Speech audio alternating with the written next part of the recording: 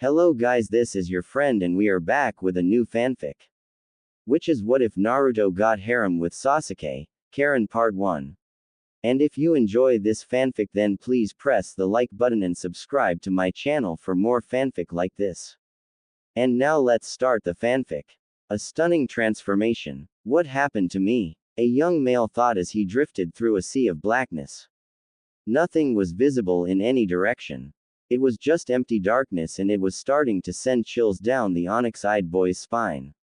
Looking around, he began walking in a random direction, hoping he'd find something, anything that could help him make sense of what was happening to him. Then his memories began to come back to him. That's right, we were fighting that lady from Kusagaker. But, wait, clutching at his head, Sasuke groaned in discomfort. It was Orochimaru of the Sannin. I remember that much. But, what was that pain I felt? Did he bite me? Yes. This young man was very lost and confused. It was then that Sasuke saw a strange light in the distance. The color was slightly distorted, but he could make out shapes and sounds the closer he grew to the light. Upon reaching the light, he could see that the area beyond it was filled with all kinds of bright colors ranging from light pink to a neon green color. Stepping forward into the light, he was forced to shut his eyes as the light brightened considerably and blinded him. When the light died down, Sasuke looked around at his surroundings. The room he was in looked like his room back in the Uchiha compound. However, it was also very different. Whereas his room was dull and practically barren of life, this room was bright, well lit, and most importantly, girly. What the hell is all this? He asked, only for the voice he just heard to sound nothing like him. He imagined that if he was a girl, this is what he would sound like though. Looking down at his hands, Sasuke could see that his fingernails were painted, but more than that, they were very feminine in appearance. The real thing that got to him though were the large mounds attached to his chest. When he reached downwards to check and see if his package was still there, he felt nothing at all. No bulge of any kind, no ball sack, nothing. Instead, when he brushed his crotch, he let out a sultry sounding moan. Oh Cammy, what the hell is going on here? I'm a guy, damn it. I'm not some weird girl. He thought, clearly frightened by what was taking place. However, before he could make sense of it, he suddenly collapsed to the ground, all the strength leaving his body as he lost consciousness. What's going on? Forest of Death. As Sasuke slowly opened his eyes, the first thing he noticed was that he no longer felt any kind of pain. Rubbing the area where Orochimaru had bit him, he felt nothing out of the ordinary. Thank Kami. I thought for sure that weirdo did something to me. It was then that he sat up and felt a certain something, or rather two somethings, jiggling on his chest. Looking down, Sasuke saw that he now had eyes widening in horror. He reached down to his crotch and patted it a couple of times just to be extra sure of what he was feeling, or rather what he wasn't feeling. No. No. This can't be happening. I must still be dreaming. That's right. Maybe if I pinch myself, ow. Sasuke exclaimed as she pinched her arm hard. Okay. I'm not dreaming. What the hell did that freak do to me? As Sasuke began to hyperventilate, Naruto soon came to as well and noticed immediately that Sakura and the others in the clearing were in danger. Without wasting a second, the blonde knucklehead disappeared from his spot and began to fight the Oto Genin. Despite his weakened state, Naruto was still making short work of them, thankfully. It seemed that his training was really paying off, which was a good thing, especially considering the state Sasuke was currently in. When Sasuke heard a familiar voice speaking to her, she looked to see Sakura looking at her in concern. Sasuke-kun, what in the world happened to you? You're a girl. Did that seal do this to you? She exclaimed as she moved closer to Sasuke. Wait, the seal's gone. That's weird. Do you feel okay, Sasuke-kun? The young, black-haired teen shook her head and began to cry. No, I don't feel okay, Sakura. This is all wrong. I'm supposed to be a guy, but now I'm a girl and it doesn't make any sense to me. And what is with these things on my chest? They're big and in the way. I don't like it, she exclaimed, clearly very upset. Sakura hugged Sasuke close and began to gently run her fingers through her fellow girl's hair to try and soothe her. I don't understand it either, Sasuke-kun. But I'm here for you, no matter what. Okay. And, the Pinkett blushed as she poked one of Sasuke's, causing the black-haired girl's body to shiver. Those are called, and from the size of them, I'd say you're probably a high C cup. I wish mine were that big. Sasuke scowled at her teammate. Is now really the time to be admiring my Okami? I have. What the fuck? Reaching up, Sasuke cupped her and released a soft moan before quickly dropping them. What the hell was that? The Pinkett sweat dropped and patted Sasuke on the back. I should probably warn you that tend to be sensitive. As you just found out. But yours appear to be extra sensitive for some reason. I hate to say it, Sasuke-kun, but if you're stuck as a girl now, you're going to have to get used to them. It was at this point that they heard a loud screech and turned to see Ino standing at the entrance to the hollow, staring at the transformed Sasuke in horror. Sasuke-kun, no. This can't be happening. How am I supposed to help you restore your clan if you're a girl? This can't be happening. The 14-year-old Uchiha glared at Ino for that comment. Really? That's what you're worried about? Sighing softly, Sasuke slowly stood to her feet and looked past her to see how Naruto was doing. So the Dobi took them all out, Not bad. Sakura blinked a couple of times as she tried to process what was happening. Sasuke, the girl that was a total badass, was sitting with her while Naruto, this pathetic jerk, at least in her mind, had just taken care of the foes she had been trying to protect the two of them from all this time. It just didn't make sense to her. Everything that was right in her world was crashing down all around her and she didn't know what the hell to think anymore. Hand over your scroll and you can leave, they heard Naruto say. I don't want to have to kill any of you, but in order to protect those dear to me, I will. So leave your scroll and get lost. Sasuke stepped up next to Naruto and frowned down at the defeated Oto Genin. You sure about this, Dobi? What if they try to get revenge on us later? We should deal with them now while we have the chance. Before Naruto could say anything in reply, Kin, the Oto Kunoichi, spoke up. Why are you being kind to us? I don't get it. We just tried to kill you and your team. Naruto frowned at this and shook his head. Because, unlike most, I believe in the concept of mercy. I also believe in the concept of paying it forward. If I just go around killing every enemy I meet, they might never get the chance to do the right thing and change their ways. And if even one of you has a change of heart and decides to do something to better yourself, well, I'd call that a win. Dosu scoffed. Well, you're a naive fool then. We're not going to change just because you let us go. We have orders to kill Sasuke, and we're not going to just give up on that. The blonde sighed and shook his head in disappointment. I'd say you've already failed in your mission. If your leader is who I think it is, then you're in some serious trouble. Do you really think he'd forgive you for such a failure? Or rather, do you really think he sent you here to kill Sasuke? Zaku was the one to speak up this time. What the fuck are you talking about? When Orochimaru-sama gives an order, we don't question it. We just comply. He wanted us to kill Sasuke, so that's what we're here to do. Sighing again, Naruto shook his head once more before he resumed speaking. You're clearly not the smart one in the bunch of you, are you? What about you, Mummy-san? Have you figured it out yet? Dosu frowned and furrowed his brow in thought. However, before he could respond, Kin spoke up. Wait. Looking at Sasuke, she frowned deeply. He gave you his curse mark, didn't he? We weren't sent here to kill Sasuke. We were sent as a test for Sasuke's curse mark. We were meant to die. Naruto nodded his head in affirmation of her statement. I'd say you're probably right about that. But I don't think Orochimaru meant for Sasuke to, well, turn into a girl. The whiskered 14-year-old said as he got a good look at Sasuke's new body. Yeah, I think Orochimaru fucked up whatever he tried to do to Sasuke. I'll say. Kin said as she got a good look at the new Sasuke. After a moment though, she shook her head and walked up to Naruto, handing him her team's scroll. Thinking on it for a moment, the Oto Kunoichi leaned in and pressed her lips to Naruto's cheek. Thank you for being so nice. And with that being said, she hopped into the trees and left the area, leaving her teammates behind. As Naruto blushed and touched his cheek, Sasuke couldn't help but scowl.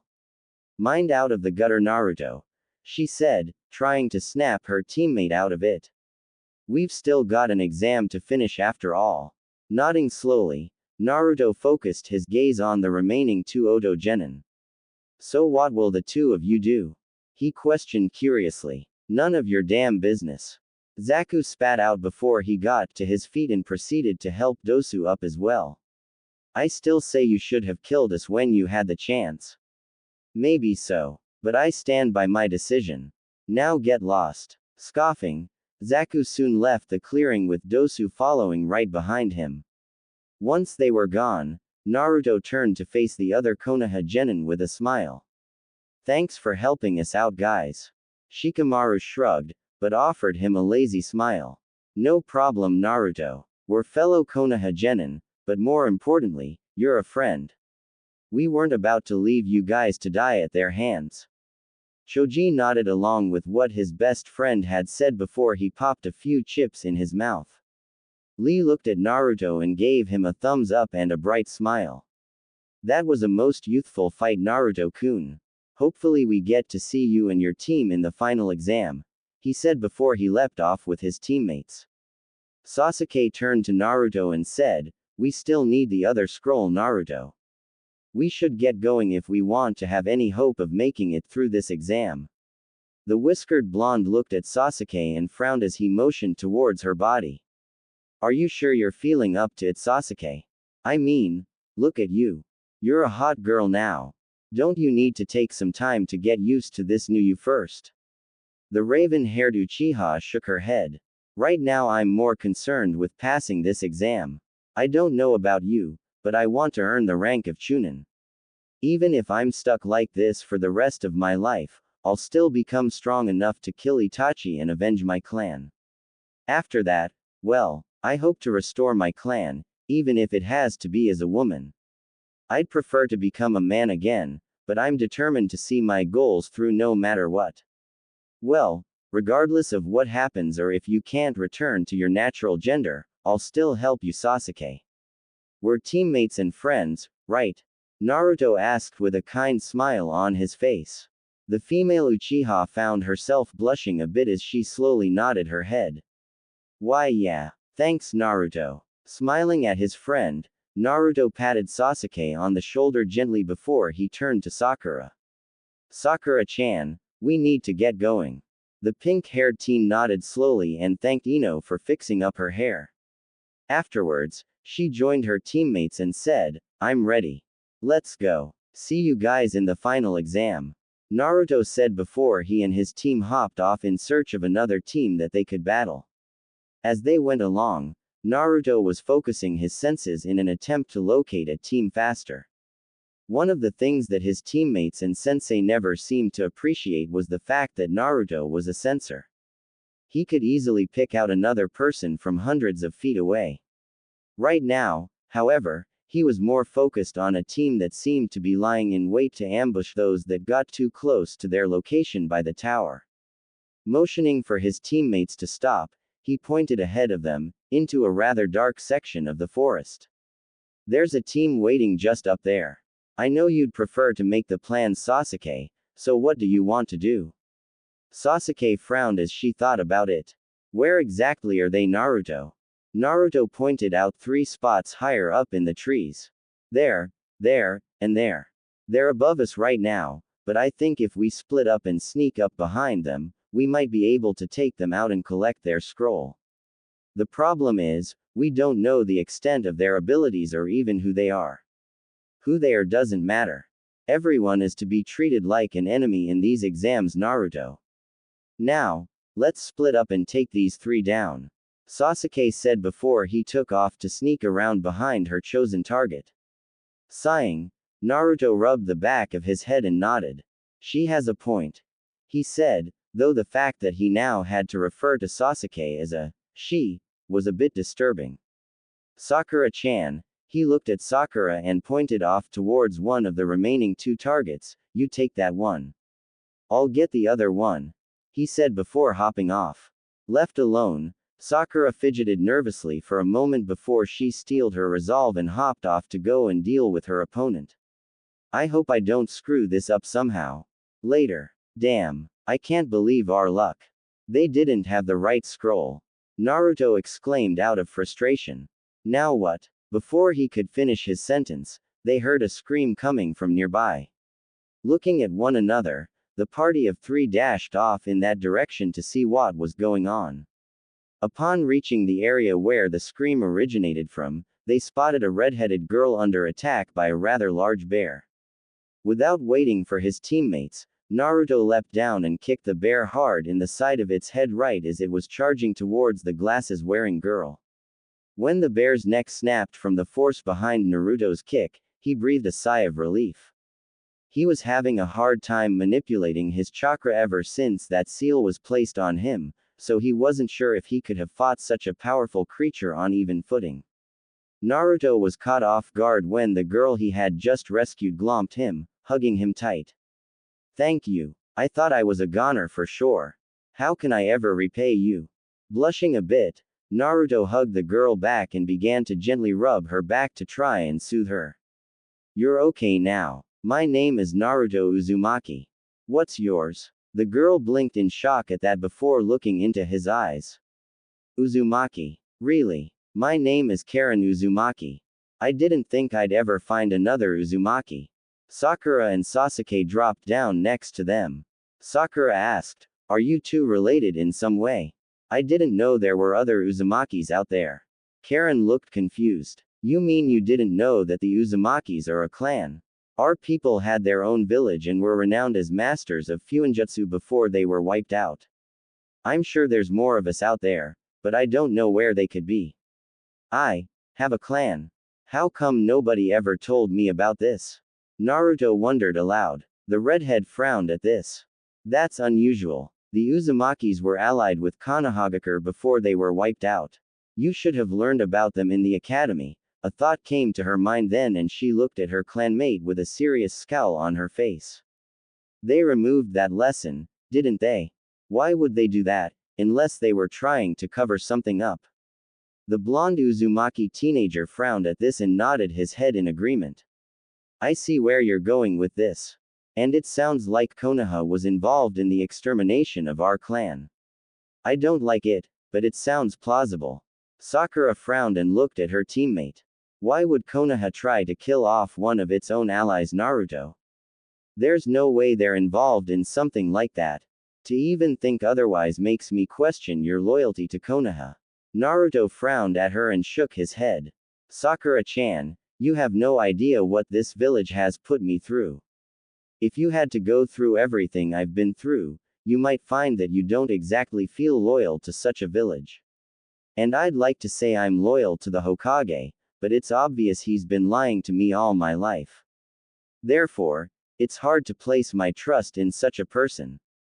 So yes, I don't feel very loyal to the village. If you have a problem with that, then tough. Sasuke found herself frowning as well. If they had swept that under the rug, what else were they hiding? I understand your point of view, Naruto. And I have to agree with you too. That is suspicious. It makes me wonder if there's more to the massacre of my clan that I don't know about. You can't mean that Sasuke-kun? Sakura questioned. She was shocked that both of her teammates would suspect Konoha of such things. The Pinkett wasn't sure if she should report this to the Hokage or not. She was afraid that her precious Sasuke-kun would be in trouble if she reported it. I do mean it, Sakura. I've always wondered about that night. How could I not? I want the truth behind what happened. However, I still plan to kill Itachi for his actions that night. I can never forgive him for killing everyone the way he did. As Sakura frowned, unable to come to terms with what she was hearing, Naruto nodded his head in agreement with Sasuke. I promise I'll help you, Sasuke. Whether it's helping to find out the truth or even avenging your clan by killing Itachi, I'll do whatever I can to help you with it. Naruto-kun, Karin asked, getting his attention.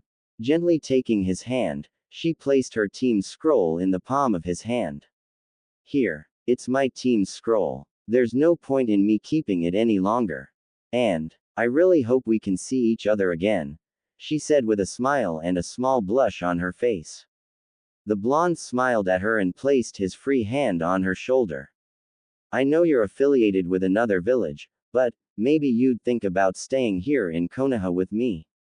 I'd love to learn more about you and about our clan. You want me to stay with you. But we just met. Are you absolutely sure about that? Naruto smiled at Karin and hugged her again. Of course I'm sure. You and I are from the same clan. We should stick together. Karin couldn't help but smile as she hugged her clanmate back. That sounds wonderful. Of course I'll stay with you. I'm looking forward to getting to know each other better. And I'll gladly teach you all I can about our clan. I bet I could even teach you a thing or two about Fuinjutsu too. The blonde couldn't help but smile at her. Thank you, Karin-chan. I'm looking forward to it. Looking down at the scroll in his hand, he smiled and turned to his team. Looks like we've got the scrolls we needed. Ready to head to the tower. Sasuke and Sakura both nodded. Smiling at them, he hopped off with the others following right behind him. It was time to finish this stage of the exams. Hokage's office. Kintsuchi had left her teammates behind and journeyed to the edge of the Forest of Death, where she informed one of the Chunin nearby that she needed to speak with the Hokage. They let her out and escorted her to meet with the Sandaime Hokage in his office. Now that she was sitting in a chair across from the Hokage, the black-haired Kunoichi couldn't help but fidget nervously. What she was about to do was dangerous, but she felt this was the right thing to do, especially after that kind boy treated her with such kindness. May I ask what you needed to speak with me about, Kin? There must be something important on your mind if you needed to see me so urgently. Hiruzen said as he looked into the young woman's eyes. Nodding her head, Kin looked into the Hokage's eyes and took a deep breath. Yes, Hokage-sama. As you know, I'm from the village of Otogakure. I don't know if you know this or not, but Orochimaru is the leader of that village. He's planning to attack Konoha during the final stage of the Chunin exams. More importantly, he wants to kill you. I don't know the details of his plan or anything special like that though. I just wanted to warn you that he's planning an invasion and that you need to be careful. I see. The Sandaime Hokage said. Thank you for bringing this information to me, Kin. This could not have been an easy decision for you, and I'm sure you understand the kind of danger you've put yourself in by coming to me. What made you decide to do this, I wonder? The black-haired teenager blushed a bit and looked down. It was that boy, the one with the whiskers. Naruto-kun, I think his name was. He was kind to me when no one else was. I just wanted to repay his kindness in some way. I see. Well, he does have that effect on people. I'm glad you came forward with this information, Kin. I'll grant you asylum within my village. I'll try to find you proper housing, and I'll grant you the protection you need now that you've betrayed Orochimaru. It's almost certain he'll be out to get you now. Kin blushed a bit more as she looked into the Hokage's eyes. Could I maybe stay with Naruto-kun? At least for a little while. Hiruzen frowned in thought for a moment before shaking his head. He doesn't have enough room in his apartment for that. But I do have an idea. I'll need to talk with Naruto-kun first, but for now, you can stay in the apartment next to his. I'll ensure that you're protected at all times, so you should have no reason to worry. He promised. Thank you, Hokage-sama. I truly appreciate it. And I'm looking forward to getting to know Naruto-kun better, she said honestly. Naruto-boy, you sure are a lucky young man. Hiruzen thought, finding the whole situation to be quite amusing. Forest of Death. Tower. Upon arriving at the tower, Team 7 had easily solved the riddle and watched as Iruka was summoned through the scrolls. When he saw Karin with them, Iruka was initially confused, but he quickly shrugged it off and explained the meaning of the riddle to them. After he had finished speaking, Naruto said, "Uruka-sensei, I need to see the Hokage. It's important." Frowning at this, the Chunin instructor nodded slowly. "All right, Naruto-kun, I'll inform Hokage-sama that you need to see him right away. Expect a visit from him soon. For now, go find your room and rest. I'm sure you've been through quite a lot already," he said before disappearing in a body flicker to quickly make his way to the Hokage Tower. After Team 7 found their room, Naruto decided to explore the tower with Karin while Sakura opted to stay with Sasuke. Once the two Uzumakis had left the room, Sakura turned to face Sasuke and said, "Sasuke-kun. How are you feeling?" Sasuke sighed and shook his head. "Honestly, I have no idea how I'm supposed to be feeling right now. I'm glad we got through the second stage of the exams, but at the same time, well, look at me. I'm a girl now and I'm fearful that I'll never be able to return to my original gender. How am I supposed to restore my clan like this?" Sakura found herself blushing and looked away from him. "Sasuke-kun, you can still restore your clan. It would just be in a, different way. A way I can't help you with anymore." When Sasuke realized what Sakura was implying, she blushed deeply and buried her face in her hands. "Oh Kami. That's freaky as hell to think about." Sakura could only nod in agreement with her teammate. "If it helps any, I'll be here to support you every step of the way. No matter what happens, you'll always have me." Sasuke could only nod in thanks for that before she laid back on the bed, resting her head against her pillow. "Thanks Sakura." Wait. Something came forward in her mind, a memory of something Naruto said in the Forest of Death. Did Naruto call me hot? Is he attracted to me? The Pinkett blinked at that before she put a finger to her chin and tried to remember that experience. After a moment, she blushed and nodded her head. He did. And if he called you hot, I'd assume that means he finds you attractive, yes. That's just freaky to think about though. Sasuke could only nod in agreement as she closed her eyes to try and get some rest. Naruto and Karin. Karin drawled on, "What happened to that Sasuke guy anyways? I couldn't help but notice that he's a girl now. Something big must have happened to change him like that." Naruto chuckled a bit and scratched at the back of his head. "To be honest, I have no idea. Orochimaru did something to him and then, well, he's been turned into a hot girl and it's kind of freaking me out a bit." "Hot girl? Attracted to your teammate, are you? How interesting," Karin teased. When Naruto made a disgusted face, the redhead couldn't help but giggle cutely. "I'm only teasing you Naruto-kun. Besides, I know you're more attracted to me," she teased with a wink. Naruto blushed at that and scratched at the tip of his nose. "Well, you are attractive Karin-chan. And you're really nice.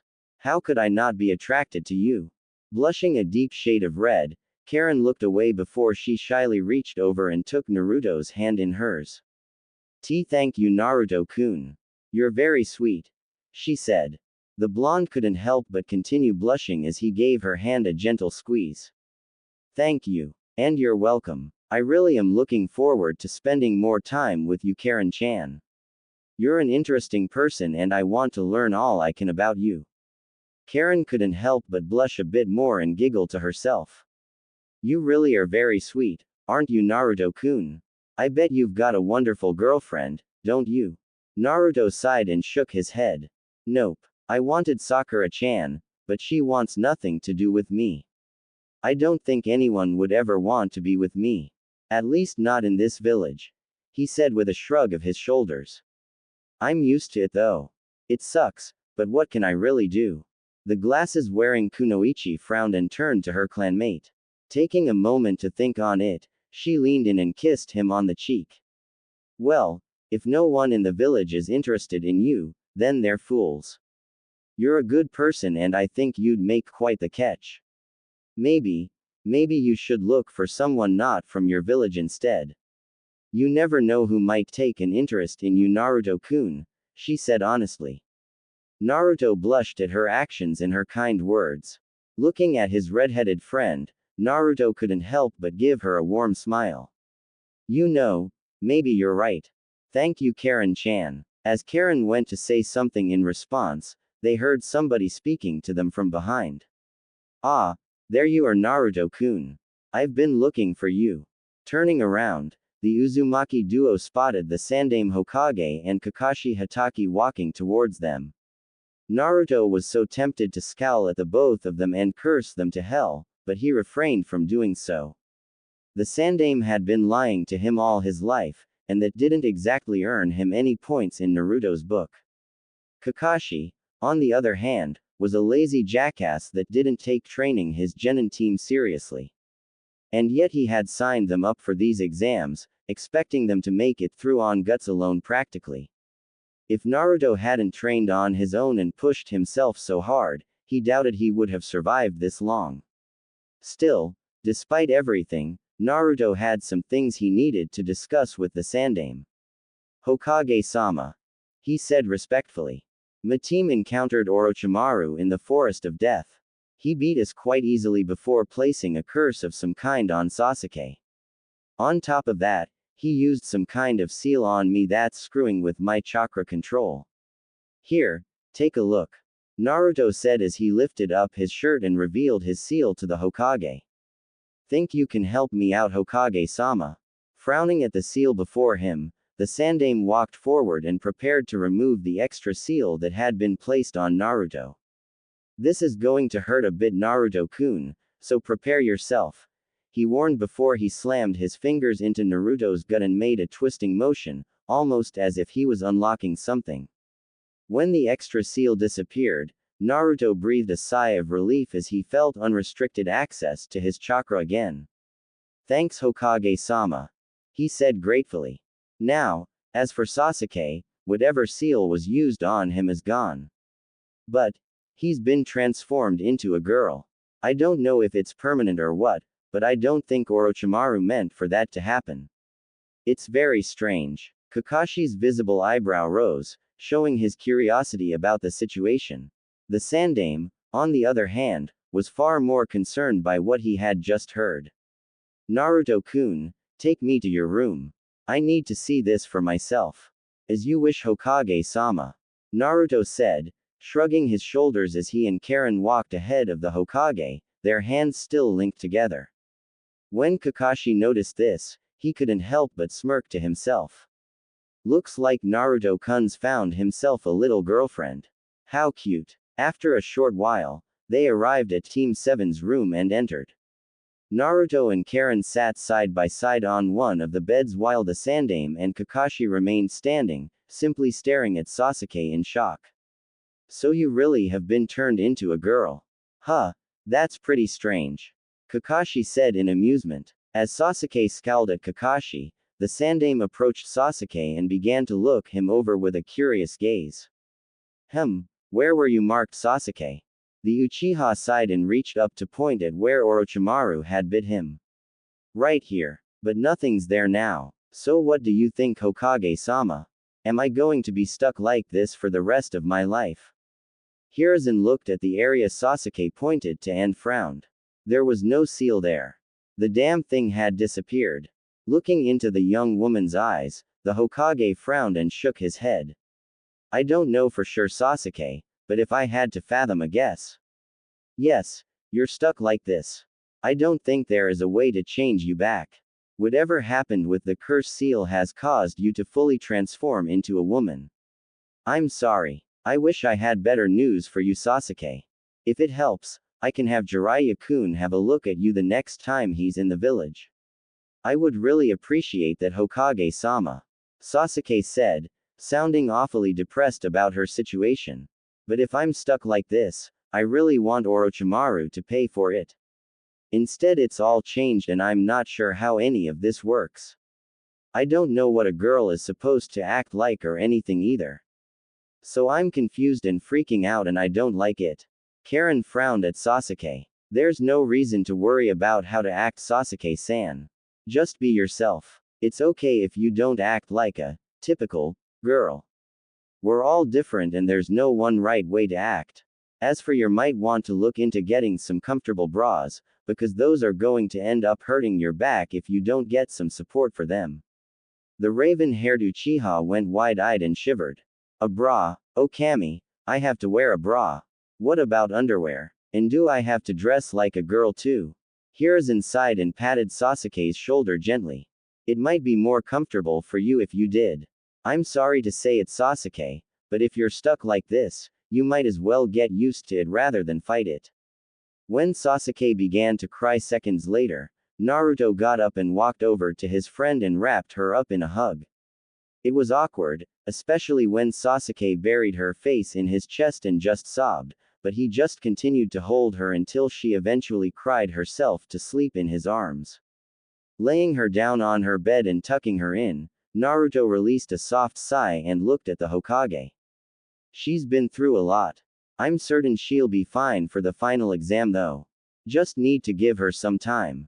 Nodding his head in understanding, Hiruzen looked at Naruto for a moment before releasing a sigh.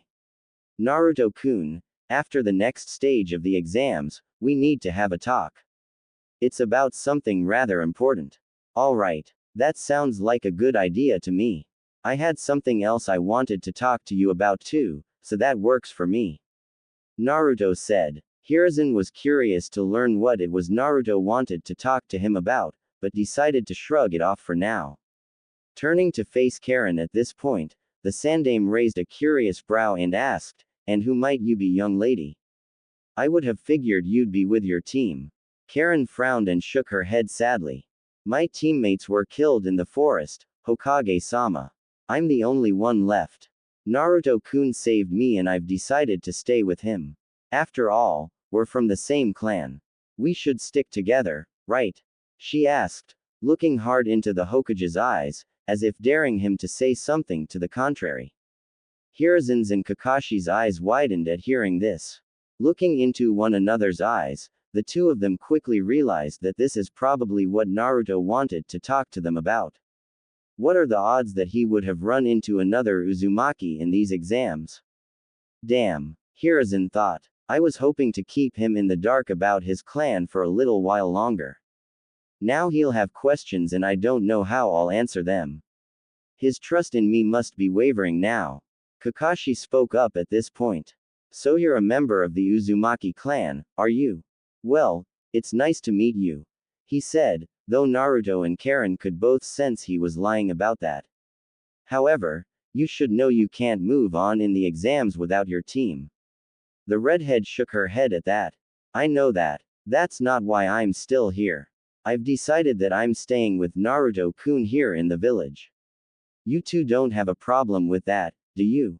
The silver-haired Jonin sweat dropped as he looked to the Hokage for an answer. Hiruzen sighed and shook his head. No, there's no problem. You're more than welcome to stay. I've been meaning to talk to Naruto-kun about this anyways, he said. However, Naruto narrowed his eyes in suspicion and shook his head sadly. It was obvious to the young man that Hiruzen would have continued to hide his heritage from him for a while longer if he had been given the chance to. Karin frowned before she looked at her clanmate. Seeing his look of disappointment, she couldn't help but feel for him. They really didn't want you to know, did they, Naruto-kun? She thought sadly. Turning to the Hokage, she offered him a fake smile and said, "Thank you, Hokage-sama. I'm looking forward to my new life in Konoha." Hiruzen nodded his head slowly. Good to hear. I have to get going now though. It was nice meeting you, Karin, he said before leaving the room. Kakashi looked between Naruto and Karin for a moment before releasing a sigh and leaving the room without saying a word. Once they were gone, Karin asked, "Wow. They really didn't want you to know about your heritage, did they?" Before Naruto could reply, Sakura frowned and asked, "Why do you say that?" It sounds to me like he was going to tell Naruto about it soon. The blonde shook his head. No, Sakura, he was lying. He never planned to tell me. You can't sense it, but it's easy for me to tell when someone's lying to me. Hokage-sama wanted to keep me in the dark for as long as possible. I'm sure he would have preferred that I never find out the truth. There you go again, speaking as if they're out to get you or something. Why can't you just accept that he's only trying to do what's best? Sakura questioned irritably. Both Uzumakis scowled at Sakura and shook their heads in disgust. How is keeping Naruto-kun in the dark what's best for him? He deserves to know the truth about who he is and what his clan was capable of. Imagine if you were in his position. Wouldn't you want to know about your heritage? To know that you had people out there like you? Before Sakura could respond, Naruto continued from where Karin left off. Imagine if you were in my shoes, Sakura. No family, no parents to raise you, no one wanting anything to do with you. Sighing, he shook his head sadly. You ask the Hokage numerous times if he's learned anything about your family, and he lies to you every time, saying he doesn't know who your parents were or even if you have any living relatives out there. He lies to you, making you think you were just another clanless orphan that nobody wanted to adopt. And he lies to you about a big secret that involves you and why you're hated by everybody in the village. Imagine having to find out the truth from a traitor to the village that wanted to kill you simply for being what you are. How would you feel if you were in my shoes? Sakura frowned at this and shook her head in disbelief. Have you ever thought that maybe, just maybe, he really doesn't know who your parents are? And what's this big secret you're talking about? It can't be anything that bad. Karin scoffed and shook her head in disgust. Of course he knows who Naruto-kun's parents are. The fact that you're trying to blind yourself to all of his wrongdoings regarding Naruto-kun sickens me. The Pinkett scowled at Karin. I'm not blinding myself to anything. Hokage-sama would never do the things you're claiming he's done. Without a word, Naruto stood up from his bed and left the room, feeling absolutely furious with the pink-haired bitch. However, stopping just outside the room, he glared over his shoulder at his teammate. I'm finding another room to rest in. Away from you. I want nothing to do with you anymore, he said angrily before storming off to find another room away from his pink-haired teammate. Karin sighed and shook her head in disbelief. You're hopeless, she said before leaving the room to follow after her clanmate. Upon catching up to him, she gently grabbed his hand and gave it a light squeeze. Are you going to be okay, Naruto-kun? Naruto released a soft sigh and shook his head. Can't believe I had a crush on her for so long. She really doesn't think much of me, does she? The redhead frowned at that. I'm sorry she was like that to you. You'd be better off without her. You deserve someone far better than her, Naruto-kun. The whiskered 14-year-old smiled at Karin and turned to face her. Thank you, Karin-chan. I appreciate that, but like I said before, I just can't see anyone being interested in me like that. Frowning at him, Karin took a moment to think on what she should say or do to help her clanmate. After a moment, she sighed and leaned in, capturing his lips with hers in a sweet, loving kiss. When they parted, they were both blushing quite a bit. Well, if no one else can see how wonderful you are, then maybe I'll take you for myself, she said with a wink. Blush prominent on his face, Naruto was having a hard time looking into her eyes. Thank you, Karin-chan.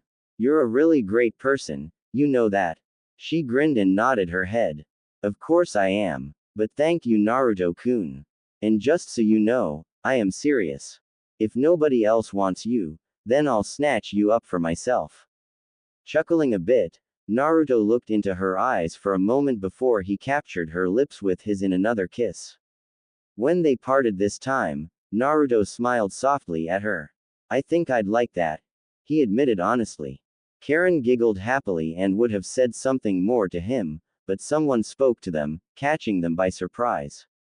Hey, so the Doby's got himself a girlfriend, huh? Must be desperate to go after that loser. Turning to see who it was, Naruto groaned. Kiba, why do you have to be such a jerk all the time? The redhead glared at the annoying bastard that interrupted her time with Naruto. And who the hell are you calling desperate? Naruto-kun's a great guy and he's cute too. That's more than I can say for you. Kiba barked out a laugh and said, he's a loser. Worst in our graduating class, his skills are pathetic, there's nothing special about him. And cute. Ha. That's rich. Hinata, who was hanging back with Shino, sighed and shook her head in disappointment. Kiba, just because Naruto barely passed doesn't mean that he hasn't improved since graduation. He's probably a lot stronger by now. Besides, why you shouldn't badmouth AF fellow Konoha shinobi like that? The teenage Inuzuka scoffed at that. I highly doubt he's improved any. Once a loser, always a loser. It's amazing he hasn't gotten his team killed with his incompetence by now. Naruto clenched his fists tight and would have taken a swing at Kiba if Karin hadn't grabbed one of his hands again and squeezed it gently to show her support.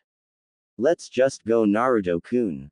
Sighing, the young blonde nodded before he began walking off with Karin. However, something Kiba said next caused him to pause. Ah, did I strike a nerve? You're pathetic, needing a girl to save you like that. Scowling at this, Naruto shot a nasty glare over his shoulder and said, you'd better hope we don't face each other in the upcoming exam, Kiba. I promise you that if you have to fight me, I'll destroy you. And with that being said, Naruto resumed walking away, holding hands with Karin. TCH. Like he could ever defeat me. Kiba said. But fine, if he wants a fight, he's got one. Kiba, you really shouldn't underestimate Naruto-kun like that. Besides, why do you feel the need to insult him like that? Hinata questioned disappointedly. Because he's a loser. He should never have become a ninja. Someone like that, without any skills or anything special to his name, can never amount to anything. I wouldn't be surprised if he gets himself and his team killed soon enough. Shino sighed and shook his head in disappointment. You really are a hopeless fool, Kiba-san, he said quietly as they walked off to find their room. Before following after her teammates, Hinata glanced in the direction Naruto and his friend had gone off in. I don't care who you are, but Naruto-kun is mine. Naruto and Karin, are you alright, Naruto-kun? Karin asked as they began approaching a room that looked like a cafeteria of sorts. He was awfully rude, wasn't he? Naruto sighed and shook his head. Kiba's always been like that. I tried to be his friend once, but he's always treated me like shit. I don't know why, either. But yes, I'll be fine. Thanks, Karin-chan. Leaning in, she placed a kiss on his cheek and smiled at him. You're welcome, Naruto-kun. It's best just to ignore people like that. Besides, I bet he's just jealous of you for some reason. The blonde chuckled a bit and shook his head. If he is, I can't imagine why. But thank you, Karin-chan, he said as they went to get something to eat in the cafeteria. A short time later, after sitting down at a table and beginning to dig into their meals, they heard someone speaking to them. Well, hello there. Where's that handsome teammate of yours? Turning to face the person that talked to them, Naruto saw the blonde from Suna standing nearby with her teammate, Kankuro. Glancing around for their final teammate, he asked, where's that other one that was with you? You know, Gaara or whatever his name was. Temari frowned at that and folded her arms across her chest. I believe I asked you my question first. But, just so you know, Gaara stayed in our room. He's relaxing. She said. Now, about that friend of yours. Naruto chuckled a bit. Sasuke's become a girl. She's sleeping in the room she and Sakura are sharing last I checked. Eyes widening at this information, Kankuro and Temari looked at each other for a moment before Kankuro looked at Naruto and asked, you're joking, right? When Naruto and Karin just looked at them dully, Kankuro couldn't help but chuckle a bit. How in the hell did that happen? The whiskered teen sighed. We were attacked by Orochimaru. He did something to Sasuke and, well, now he's a girl. It's weird, and it's taking some time to get used to, but it doesn't look like Sasuke's going to be able to change back. That's a shame. He was a good-looking guy. Oh well, Temari said with a shrug. What about you? Who's your new friend? Karin smiled and grabbed Naruto's hand again. I'm Karin Uzumaki. We're from the same clan. I've decided to stay here with Naru-kun. Uzumaki. You're an Uzumaki? Temari questioned as she looked at Naruto. I thought all Uzumakis had red hair though. Naruto sighed and shook his head. I guess I'm just a special case. One of my parents probably had blonde hair and it just turned out to be the dominant trait. I wouldn't know though, considering the Hokage refuses to tell me about my parents. He won't even tell me if they loved me. How sick is that, huh? He asked irritably. Kankuro's sweat dropped, not quite sure what the hell he was supposed to say to something like that. Temari, on the other hand, frowned and said, that doesn't make any sense. Why the hell is he hiding your family from you like that? Karin frowned at this and shook her head. It's not just that. They're not teaching about the Uzumaki clan in their academy either apparently. It's like they're trying to hide something that they don't want anyone to know about. I see. That is pretty curious. Temari said. Kind of makes one wonder if they had something to do with Uzushiogekure's destruction. I mean, they aren't exactly the greatest people to their allies. Just look at what they're doing to Suna. Our daimyo is outsourcing a large number of missions to Konohagakure and depriving our village of the money and other resources we need. Naruto frowned at this, a thought striking him. If that's true, why did you come to participate in the Chunin exams here? I'd think you wouldn't want anything to do with Konoha after they've pulled something like that. When Temari and Kankuro went silent, unable to formulate a proper reply, Karin smirked and said, because they're planning something. Most likely an invasion of some kind, if I had to fathom a guess. Am I right? Naruto quirked an eyebrow at that before turning his gaze on Temari and Kankuro. When they didn't deny it, he chuckled a bit. Yeah, good luck with that. I won't tell anyone about your plans, but fair warning, you might want to rethink that idea. It won't go the way you're hoping it will. We still have to try. Kankuro said. We can't exactly sit back and do nothing while our village is suffering. I'm not saying you shouldn't do anything. I'm just saying this isn't the way to go about getting what you want. It's only going to hurt you in the end. I'm sure if you stopped to think about it, you'd be able to come up with a better idea than this. Naruto said. Temari frowned as she thought about it. You might be right, but it's a little too late to try and back out of it now. Besides, our father isn't going to change his mind about this so easily. Is your father the case cage? Karin asked curiously. When she received a nod from the both of them, she couldn't help but sigh. If he won't listen to his children, then I suppose it is pretty much impossible to change his mind, isn't it? You've got that right, Kankuro said. Anyways, enough about that. We got way off topic. What the hell were we talking about before? Naruto shrugged and said, you asked who my new friend was. After that, things just kind of spiraled downward from there. Ah, right. Well, since we got that out of the way, I think I'll just leave you two alone. Kankuro said before walking away to get some food for himself. Temari looked between the two Uzumakis and smiled. So how did the two of you meet anyways? You look cute together. The Uzumaki duo blushed a bit before Karin looked from Temari to Naruto with a smile. Naruto-kun saved my life. When he asked me to stay in Konoha with him, I was more than happy to agree. Ah, so it's like that, huh? Cute. Temari said with a grin. Well, I hope you two enjoy your time together. I'd stay and chat more, but I'm starving. Take care. After Temari walked off, Karin looked at Naruto again and smiled. Well, she's nice, she said. The next day, Tower Arena. Team 7 stood amongst their peers down on the floor of the arena in the center of the tower. Karin was up on the observation platform watching the proceedings taking place. When the Hokage and his entourage, including the Jonin sensei, appeared after a few minutes on the upper level of the arena, everyone hushed up and waited to hear what the Hokage would have to say. As the Hokage began giving a speech about the purpose of the Chunin exams, everyone paid rapt attention. However, a rather sickly-looking man interrupted after a short while. He introduced himself as Hayate Gecko to the remaining participants and explained that they would need to have preliminary matches as there were far too many teams remaining. Afterwards, he asked if there was anyone that wanted to back out. The Konoha genin that they saw before the first exam, one Kabuto Yakushi, was one of those that dropped out. Then there were two Kumogakure genin that dropped out, followed by one genin from the only Iwagakure team to make it. Finally, two genin from the Takigakure team dropped out, leaving a green-haired girl as the only one remaining on her team. This left one full Kumogakure team, a beautiful blonde from the other Kumogakure team, two Kunoichi from the Iwagakure team, the green-haired girl from the Takigakure team, the team from Suna, teams 7 to 10 of Konohagakure, and Kabuto's two teammates. All in all, there were a lot of genin remaining. These preliminaries would cut the number down by half of that.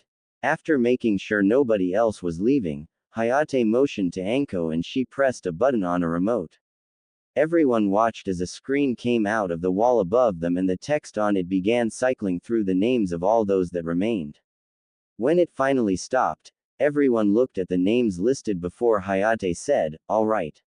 Everyone except for Masumi Tsurugi and Shikamaru Nara, please join your senseis on the viewing platform." Hayate requested. "Good luck, Shikamaru," Naruto said as he walked by one of his only friends, patting him on the shoulder as he passed.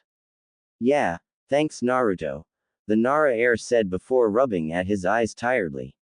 He was exhausted from his time in the forest, but he was prepared for anything his opponent could and would throw at him. Once everyone had taken their places, Hayate raised his hand and swung it down as he shouted out, "Begin." To say Orochimaru was displeased would be something of an understatement. He had hoped that his genin team from Otogakure would have made it through to the third stage of the Chunin exam, but that hope seemed to be dashed. On top of that, Sasuke Uchiha had gone from being a young man to a young woman and the curse mark he had placed on her had mysteriously vanished. He didn't know what the hell happened, and it bothered him a great deal. As he looked around at all of the Chunin hopefuls, the snake Sanin frowned, his eyes eventually settling on the transformed Sasuke. "I could try applying the curse mark again, but without knowing what the hell went wrong, I doubt it would do me much good to try again. I'll have to figure out some other way to bring Sasuke-kun to me." Down below, Shikamaru sighed as the match begun. His opponent, one Masumi Tsurugi, quickly went on the attack, but the shadow user ensnared him with his shadow imitation technique before he could get too close. "You're not too bright, are you?" Shikamaru asked, not expecting an answer from his opponent. "I suggest you surrender now," he said before moving his hand down his right leg, forcing his opponent to reach down with his left hand to the kunai holster strapped to his leg. Shikamaru, who had his kunai holster on his left leg, smirked as he forced Masumi to withdraw a kunai and press it up against his throat. "Give up, unless you'd like to kill yourself. I don't really want to take things that far, but if you push your luck, that's how this is going to go down." Masumi scowled angrily at Shikamaru, furious that he had been bested so early into the fight. When he went to yell at the lazy Nara, Shikamaru forced him to press the kunai against his throat so tightly that it drew blood. Gulping, he shot a glance at the proctor, Hayate Gecko, and croaked out, I give. I surrender." Shikamaru smiled and began to walk off after being declared the victor of the first match. It was a short one, but he'd have it no other way. Before climbing the stairs to the viewing platform, he shot one last look at Masumi and said, "You only lost because you underestimated me. I'm sure you would have been quite the challenge otherwise," he said before climbing the stairs and rejoining his teammates. As Masumi rejoined his friend and sensei, who was in fact Orochimaru in disguise, he grimaced as he caught the glare sent his way. Deciding not to push his luck, he stood next to Yoroi Akato and sighed, but didn't speak a word. It was at this point that the next match was announced, the two genin picked by the randomizer being Sakura Haruno and Choji Akamichi. As the two of them made their way down into the arena, Sakura looked quite confident while Choji looked a bit nervous. However, with the promise of an all-you-can-eat barbecue feast, he soon perked up and looked like he was raring to go. When the match started, Sakura took the initiative to rush forward and throw a punch at Choji's face. Not willing to let himself be hit by such an attack, Choji slipped around behind her and punched her in the back, knocking her to the ground.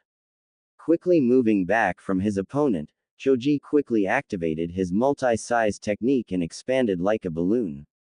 Afterwards, he tucked his limbs and head inside the ball he had become and used his human bullet tank technique to begin charging towards Sakura.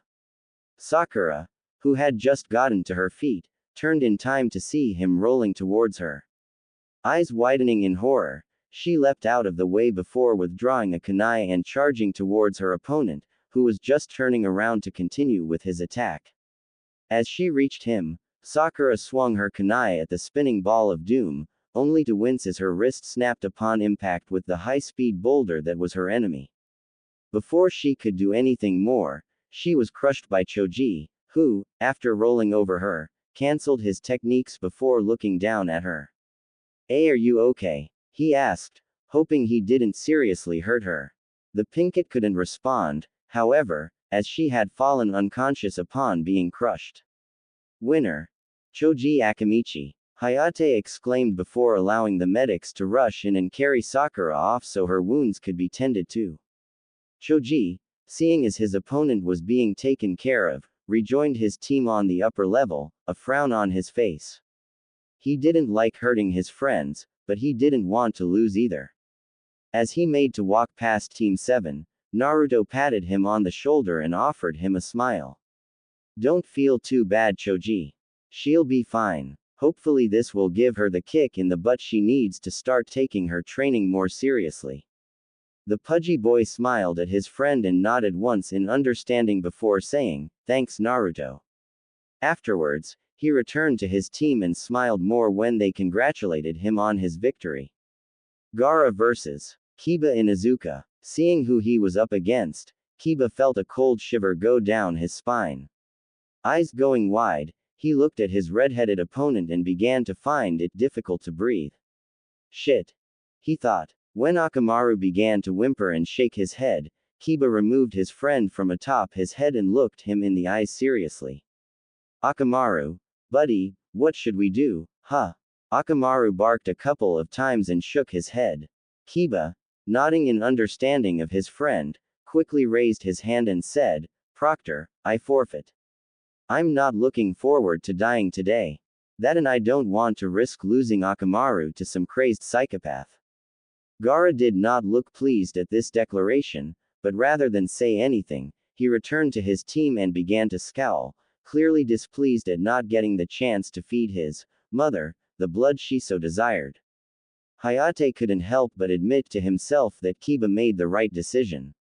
Turning his attention back to the randomizer, he waited patiently for it to stop on the next two names. This time it showed the names Rock Lee and Omoi. Lee cheered excitedly at the fact that he was finally up and leapt down to the arena below.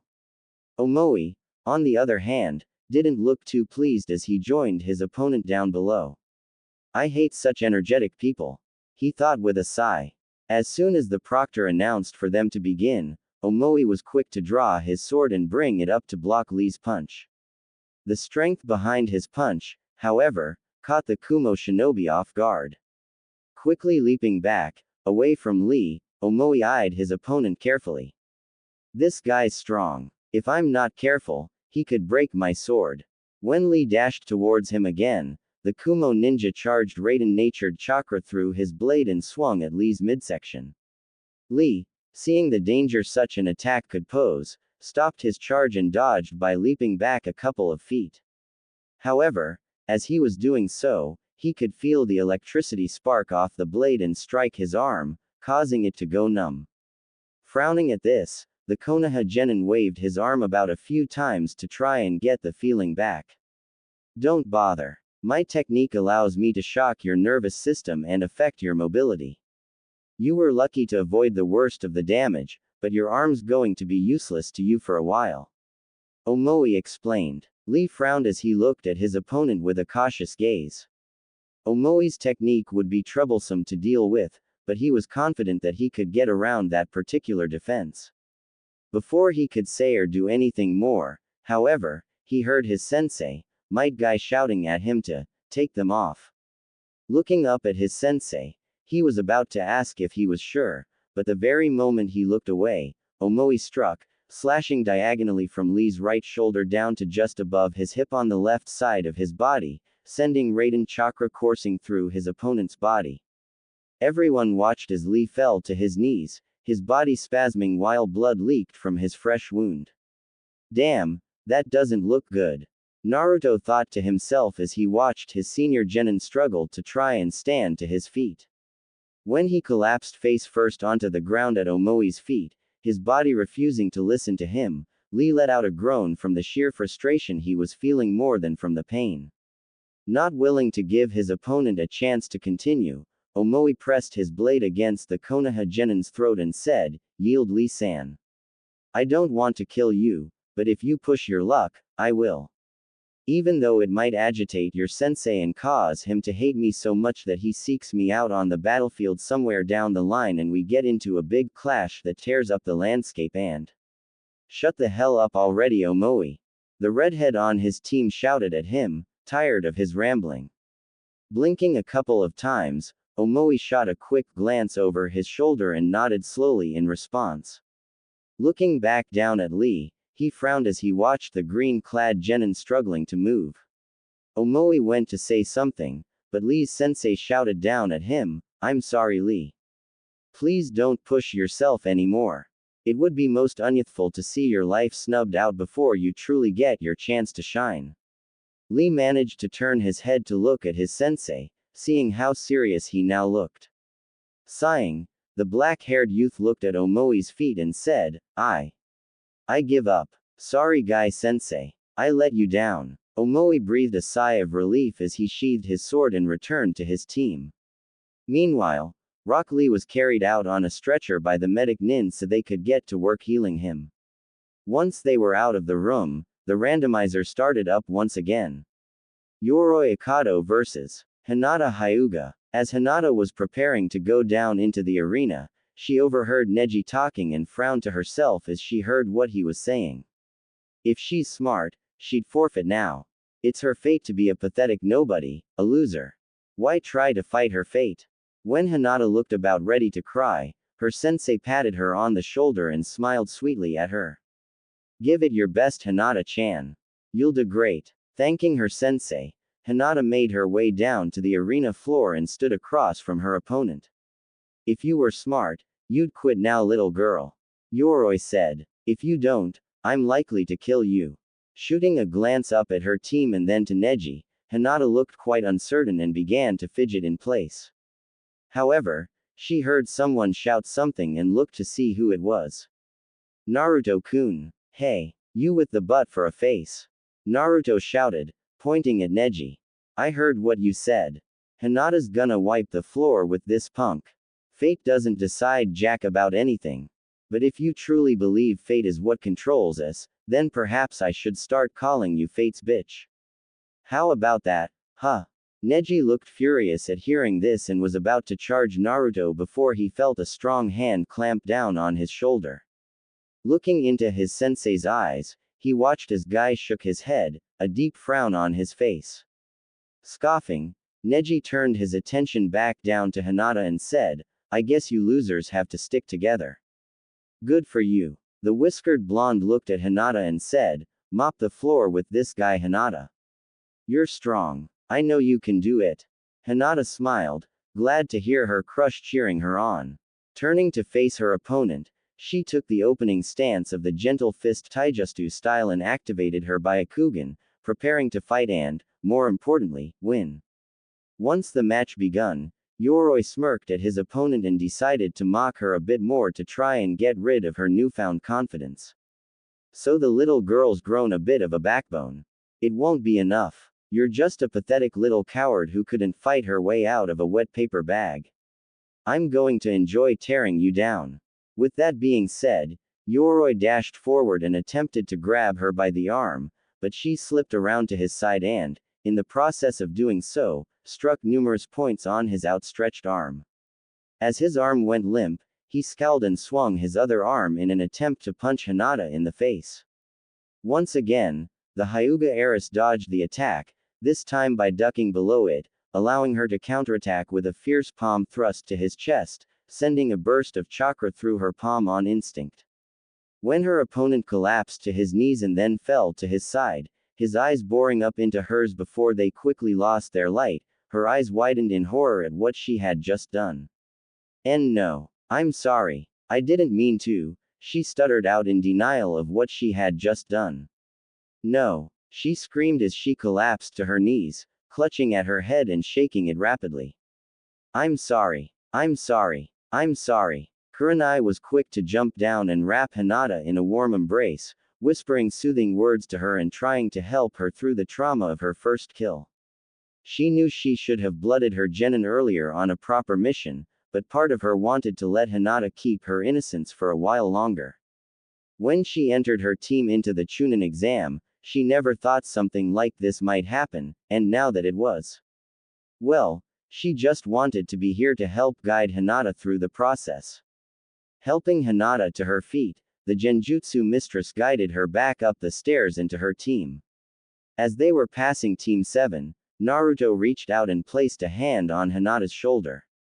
Hinata, it's going to be okay. It was just an accident. We know you didn't mean to. Of course she meant to. All main branch Hyuga are that way. They're monsters that think they can do whatever they want and get away with it simply because they're superior.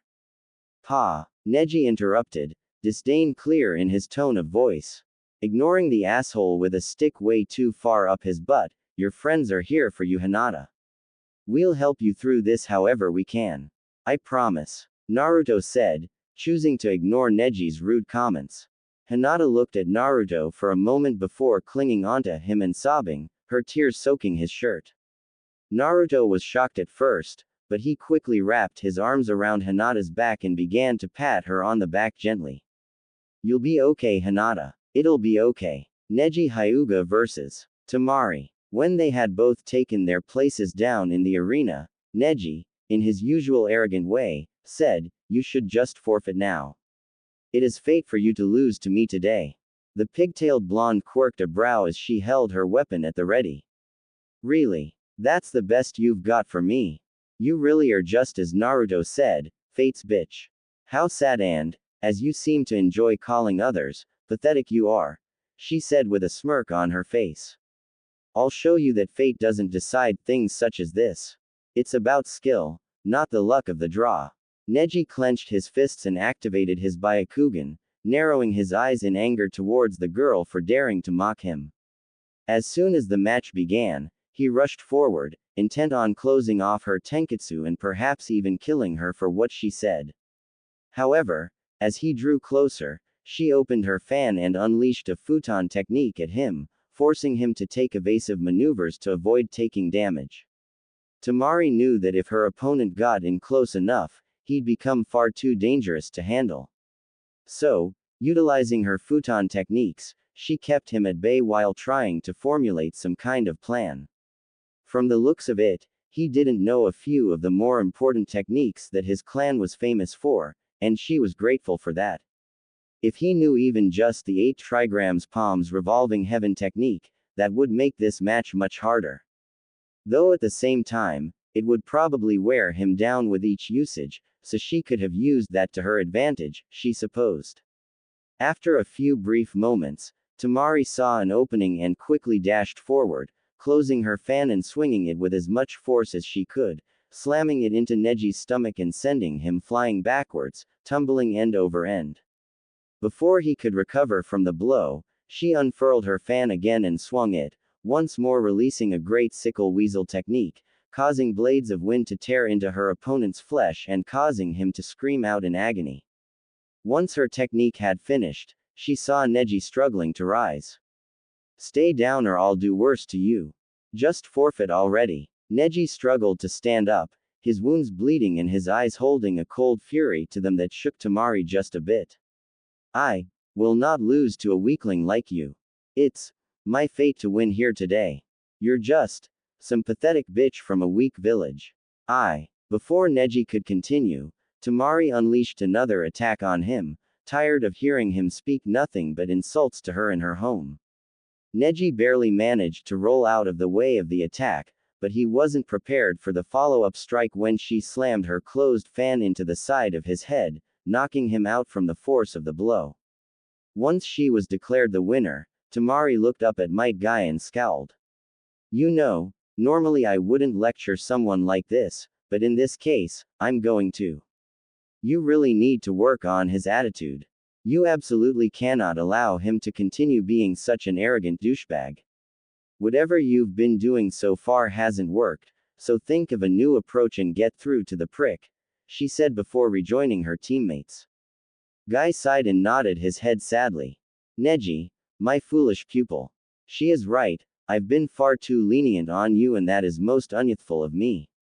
Yugito ni versus Kuretsuchi. As Yugito and Kuretsuchi made their way down into the arena, the Kyuubi decided to rear its ugly head and began speaking to its container. Hey, so the Nibby's container is up now, is she? Make sure you watch this match carefully, brat. That blonde houses my sister, the Nibby. I refuse to have you lose to her if you face her in the finals. Of course, you still have to survive these preliminary matches, don't you? Blinking in shock at this, Naruto looked down at Yugito as he replied to the Kyuubi. Does that mean you're willing to help me out a bit, Kyuubi? 'Cause I'll be honest, I could probably use the help. Kami knows I haven't been given the kind of training I so desperately need. Best I've got is my shadow clones and my sloppy taijutsu. He admitted somewhat shamefully. You make a good point. People have been rather biased against you because of me. Tell you what, you make it through the preliminary round and I'll see about cooking up a training program for you to follow. I might even teach you a technique or two if you're well behaved. Kyuubi remarked, deciding to throw his prison a bone, so to speak. For now, pay attention to the fight so you know what to expect from her. I guarantee that she'll win this fight. Might not be the easiest fight in the world for her to win, but Nibby's container's tougher than she looks. Gotcha. And thanks Kyuubi-sensei. Naruto replied as he paid close attention to what was taking place in the arena. Cutting the connection, Kyuubi released a sigh and shook his head. I'm not your sensei yet, brat. Don't go getting your hopes up. He thought to himself silently. As soon as the match began, Kuretsuchi flew through a few hand seals before spitting out globs of lava, of all things, that sailed towards her opponent like bullets from a high-powered rifle. Yugito nimbly dodged each one before bringing her hand up to her lips and spat out a tiny blue fireball that took the form of a mouse. As it multiplied and grew ever closer to Kuretsuchi, the Iwa Kunoichi scowled and quickly created a wall made of earth using one of her Doden techniques that blocked the mouse fireballs. This turned out to be something of a mistake, because as soon as the wall was destroyed by the numerous explosions happening all at once, Yugito burst through the cloud of dust, swinging her claws at Kuretsuchi's face. Eyes widening in horror, Kuretsuchi quickly brought up her arms to shield herself against the attack, only for the claws to leave bloody scratches in their wake on her forearms. Grimacing in pain, the Iwa Kunoichi lashed out with a kick that connected with Yugito's stomach and sent her skidding backwards along the ground from the force of the blow. Now that she had a bit of space between them, the pink-eyed Kunoichi quickly flew through hand seals before slamming her hands to the ground and calling out, "Magma River." Almost immediately afterwards, the floor in front of her seemed to cave in as it was transformed into a pit of lava. Yugito, quickly realizing the danger of such a technique, decided to go for broke and activated the initial stage of her Biju cloak. Glaring at her opponent, Yugito disappeared in a burst of speed and reappeared right behind Kuretsuchi in mid-swing with her claws ready to shred into her opponent. Kuretsuchi quickly jumped out of the way, but the claws still struck true, leaving 3 bleeding gashes on her back. Upon landing, she spun around and spat out more lava bullets, but they were dodged by the speedy Yugito. What made things worse is that she had to be careful of the pit of magma she had created, as even she wasn't immune to burning alive in said magma. If I could just lure her into the lava, it would help tremendously. But I don't think she's going to give me the opportunity, Kuretsuchi thought to herself, quite aggravated with her current situation. I didn't realize I was up against a damn Jinchuriki of all things. Faster than her opponent could react, Yugito appeared next to Kuretsuchi and slammed her into the ground, her face dangerously close to the magma. Surrender. Now, she snarled out. The lovely young Iwa Kunoichi scowled as she tried to push back against Yugito, but her grip on her head only tightened, eliciting a groan of pain from Kuretsuchi. Glancing around at her surroundings, she tried to find something, anything she could swap places with using the replacement technique, but sighed sadly when she didn't find anything usable. So, with a resigned sigh, she nodded slowly. Proctor, I forfeit. Now will you please get off of me? She requested. Yugito nodded once before disabling her cloak and stepped away from Kuretsuchi, who proceeded to use a couple of techniques to cool the pit of lava and solidify it again so they could continue with the preliminaries without such a problem being in the way. After Kuretsuchi had finished cementing the floor once more, she turned to Yugito and smirked at her. Next time we have a fight like this, I'm going to win it. Count on it, she said before returning to her teammate and sensei up above. The Nibi Jinchuriki couldn't help but laugh lightly at that and nodded once as she returned to her sensei's side. After a moment, however, she looked at Naruto with a frown, as she could sense he held the strongest Biju of the lot, the Kyuubi. I'll have to introduce myself to him later. I'm looking forward to seeing what you can do, Naruto Uzumaki. Naruto Uzumaki vs. Karui. When Naruto saw his name on the screen, he was initially a bit nervous, but he soon displayed an air of confidence to try and mask his nervousness. Before he could head down to meet his opponent in the arena, he was stopped by Karin, who gave him a hug and said, "Good luck, Naruto-kun. Be careful." "Thanks, Karin-chan," he said in reply. Before he could walk off, Sasuke placed a hand on his shoulder. "Don't lose, Naruto. I want to face you in the finals and I can't do that if you lose here," she said, trying to give him her own version of a pep talk.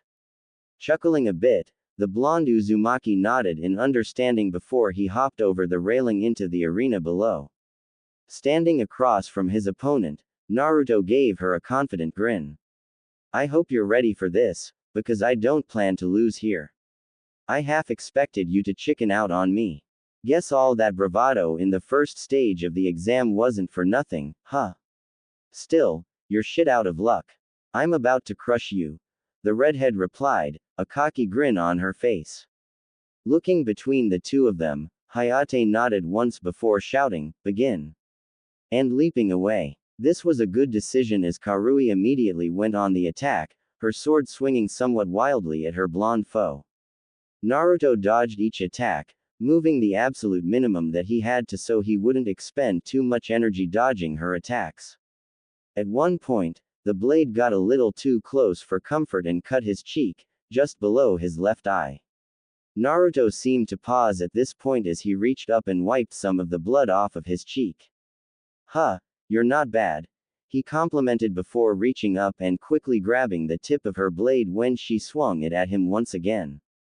Karui blinked in shock and tried to pull her sword back and out of Naruto's grip, but he held firm, keeping it and, by extension, her in place. "I think it's my turn to make a move, don't you, Karui?" he asked rhetorically before he held up his free hand and formed a one-handed seal. Shadow clone technique. In an instant, a large puff of smoke surrounded them and made it impossible for anyone to see what was taking place down below. Just as suddenly as it happened, the smoke was blown away by a wave of chakra. When they could see again, a great number of people were shocked at the sheer number of shadow clones in the arena. Since when could he do something like that? He could never perform the clone technique properly. "So what the hell is this?" Kiba questioned loudly. Kakashi decided to speak up in explanation of the technique. "It's called the shadow clone technique, a kinjutsu created by the Nadaime Hokage. It's a very chakra-intensive technique, but it's perfect for someone like Naruto who has far more chakra than any regular person. It's actually why he can't use the regular clone technique, as that requires such fine chakra control, which is impossible for Naruto to achieve." Just by looking at the sheer number of clones he's produced and the fact that Naruto doesn't look winded in the slightest should tell you how insane his chakra reserves are. A great many people were stunned by this information and began to look at Naruto in a new light. The blonde didn't care though. No, he was focused entirely on his fight and couldn't help but smirk at the look of horror on his opponent's face. Sorry for this, but I did say I was planning to win. Guys, you know what to do. Snapping his fingers, he watched as his numerous shadow clones began their assault. Karui fought valiantly against her opponents, taking down quite a few of them in the process, but 3 of them soon slipped through her guard and kicked her into the air. Nah, they began as 3 more leapt up and kicked her even higher. She was kicked even higher, the clones springing off of one another to reach her. The real Naruto appeared above her, spinning in place before he hit her in the midsection with a powerful kick, the force sending the 2 of them crashing into the floor below. Uzumaki combo. With his attack finished, Naruto dispelled his clones and withdrew a kunai before walking over to the downed Karui and pressing his kunai to her neck. Do you yield? Wincing in agony, she said, Proctor, I forfeit the match. At hearing this, the proctor called the match in Naruto's favor while the blonde withdrew his kunai and slipped it away. Smiling down at his foe, Naruto helped her to her feet and allowed her to lean against him so she wouldn't collapse. You fought well, Karui. I had fun. Looking at her opponent, she was a bit flabbergasted, but she couldn't help but smile at him. Thanks, Naruto. You're a lot tougher than you look. I learned a lot from our fight. Shortly after she said that, the medics came out to take her away. She grumbled a bit, but complied with their wishes to take care of her.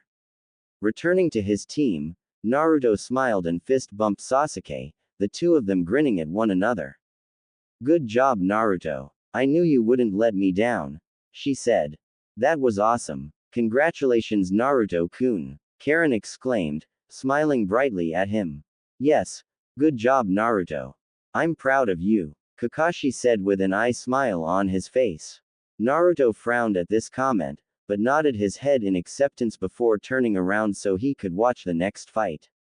Proud of me? Yeah, right. You didn't teach me anything other than the tree climbing exercise. You're a lazy asshole. Don't worry about him, Kit. I'll train you for the final matches. What you learn between then and now though is entirely dependent on how much time there is between these preliminary matches and the finals.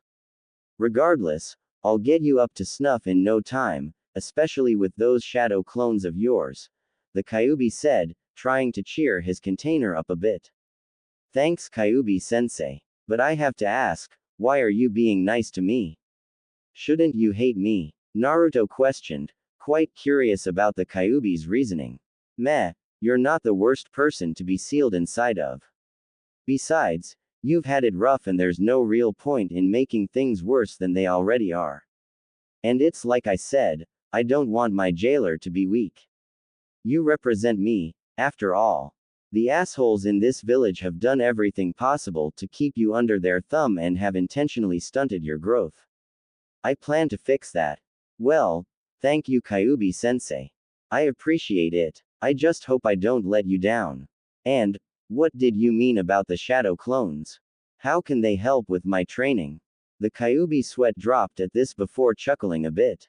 If you had bothered to truly read over the description of that technique when you had the scroll of seals, you would have learned that anything a shadow clone learns, when it dispels, those memories get transferred to the caster of the technique.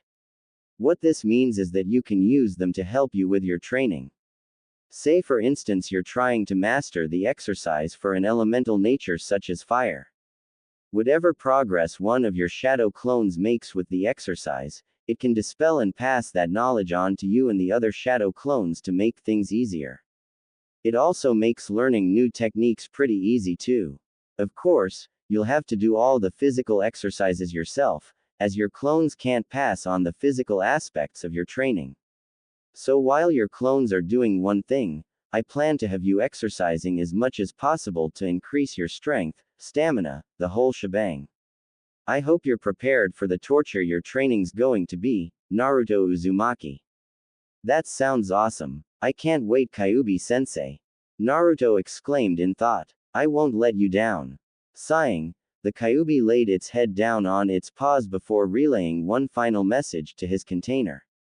Kurama, Kit. My name is Kurama. If we're going to be working together, you might as well refer to me by name. Kurama. Huh, that's a nice name. Thanks again, Kurama-sensei.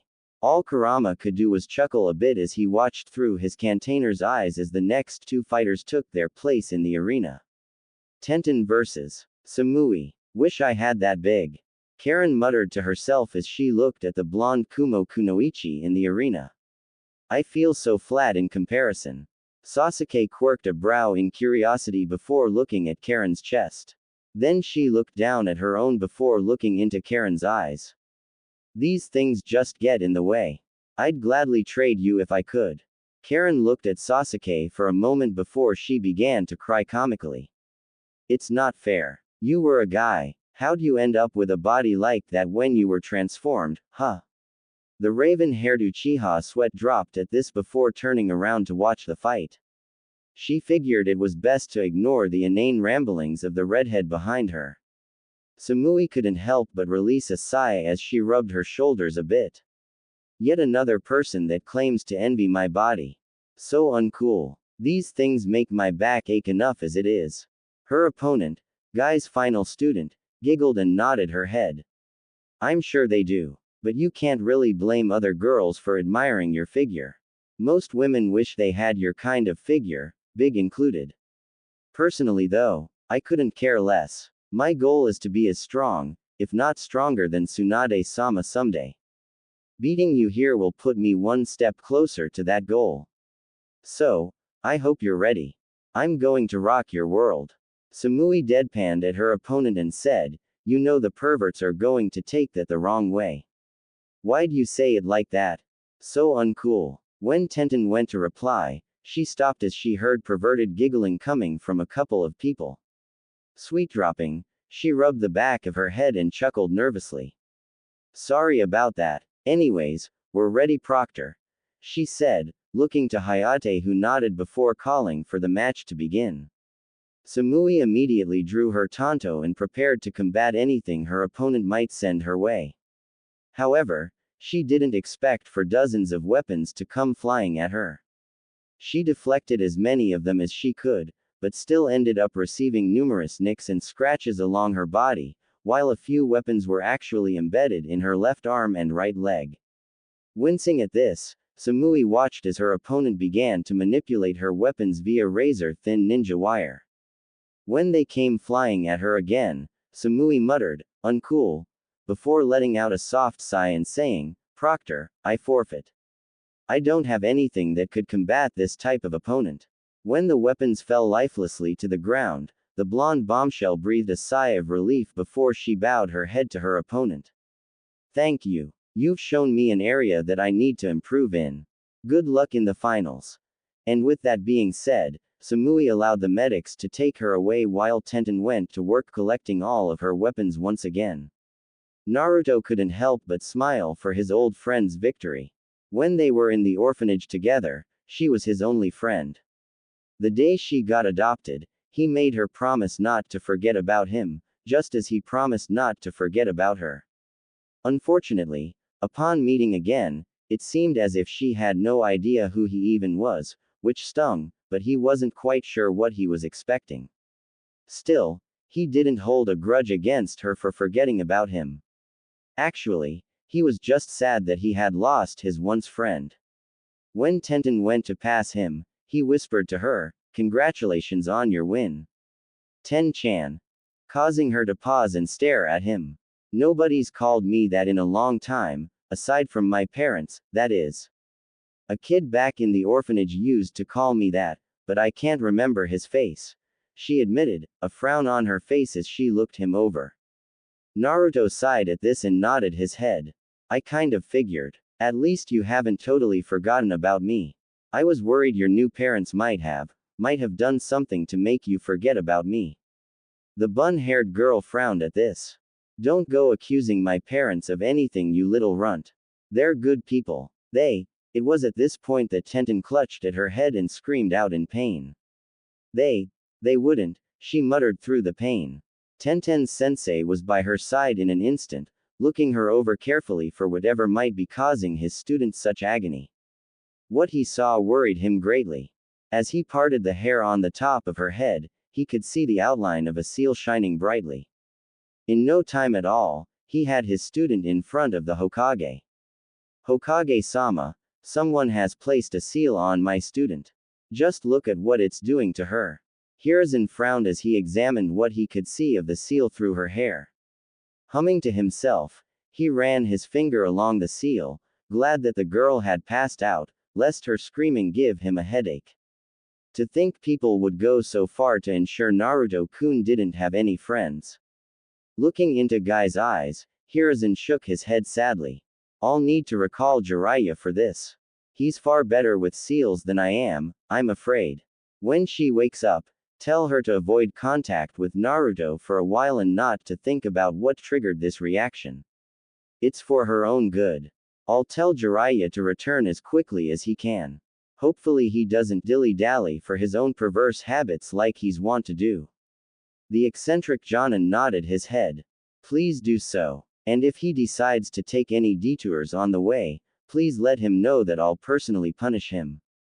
He may be a Sannin and this village's spymaster, but that will not exempt him from punishment should he act in an unyouthful manner. Tenten is one of my precious students and I don't like seeing her harmed like this. The aged Sandaime Hokage nodded before motioning for him to leave. I assure you Guy that Jiraiya will be here within the week. He knows better than to cross me when I give him an order. Thank you, Hokage-sama. Guy said before returning to his other students where he laid Tenten down against the wall. Such an unyouthful act must not go unpunished. He said to himself as he thought about who might have put such a thing on his student, hoping dearly it wasn't who he thought it was. Naruto, meanwhile, frowned as he looked at his once friend. So, they did do something after all. Doesn't that just figure? He thought to himself with a sigh. What the hell was all that about Naruto? Sasuke questioned, narrowing her eyes on her friend. The blonde shook his head and shrugged. Ten-chan and I were friends when we lived in the orphanage together. It seems, someone wanted to keep her from associating with me. But why, Naruto? It's obvious something was done to her, but my question is why? What is it that makes people hate you so much? Naruto shook his head, his expression solemn. I'll tell you later, Sasuke. Not here. Not in front of all these people. Karin piped up at this point. So, it is like I figured then, she said quietly, only being heard by Naruto and his team. Looking into her new friend's eyes, she offered him a sympathetic smile. You've had it rough, haven't you? Before Naruto could say anything in reply, Kakashi made his presence heard. I'm afraid this subject is something best not discussed so openly. If Naruto wishes to discuss it later in a private setting, that's his prerogative. For now, it's best to drop this subject. Despite his dislike of his sensei, Naruto had to admit he was thankful to him at this point. Nodding his head slowly, the whiskered youth smiled at his friends and said, I promise I'll talk to you about this later. Right now, let's just focus on the rest of these matches and study them. You never know who we might end up against in the finals. Naruto's right. Focus on the matches for now. Kakashi said in agreement with his student. Though I wish he wouldn't make such promises. It's best to keep knowledge of the Kyuubi close to the chest. Fu vs. Sasuke Uchiha. When Naruto looked at who would be Sasuke's opponent, he frowned when he heard the Kyuubi chuckling in his head. What's so funny, Kurama-sensei? Kurama's chuckling slowly came to a stop before he began to speak. That Fu girl. She houses another of my brethren, the Nanabi. If that girl's able to tap into my sister's power, then your friend doesn't stand a chance. Frowning at this, Naruto looked at Sasuke, who had already ventured down to the arena below. Shit. What should I do, Kurama-sensei? Nothing. Just let this play out how it will and hope Nanabi's Jinchuriki isn't the bloodthirsty type. I highly doubt she is, considering the Nanabi's temperament. If anyone's the bloodthirsty type, it's Ikibi's container, that Gaara kid. Ikibi's always been a bit unstable, but that kid just reeks of bloodlust. I'd steer clear of that one until you've improved some. Kurama advised. Looking at Gaara, Naruto frowned and shook his head. Damn, what the hell are so many Jinchuriki doing here? Something about this just doesn't feel right. Your guess is as good as mine, Kit. For now, focus on the fight and pay attention to everything this Fu girl can do. It's already a given she's going to win this fight, so I want you to be prepared in case you have to fight her in the future. Got it. I hate to see Sasuke lose like this though. Naruto thought with a frown as he watched the proctor announce the match. You can't win 'em all, Kit. You'd be a fool to think yourself invincible. Hopefully her loss here will help Sasuke learn a little humility and prove to her that just because she's an Uchiha, it doesn't mean everything is always going to go her way. It's like that time when you two were fighting that ice girl, Haku. Sasuke couldn't defeat that opponent, and yet it did nothing to curb Sasuke's attitude. This should hopefully have the effect she so desperately needs. Something about what Kurama had just said struck Naruto as odd. Wait, girl, I thought Haku was a guy. Chuckling could be heard coming from the Kyuubi at this point. No, Kit, Haku was a girl. She tricked you. Well, damn, not much else I can say about that. I knew she was way too pretty to be a guy, but... Yeah, just focus on the fight, playboy. Kurama teased, much to Naruto's embarrassment. Sure enough, the fight had begun while they were talking. Sasuke had attempted a great fireball technique, but Fu had simply flown over it. Looking at her airborne opponent, Sasuke frowned as she tried to figure out what kind of technique allowed for such a thing.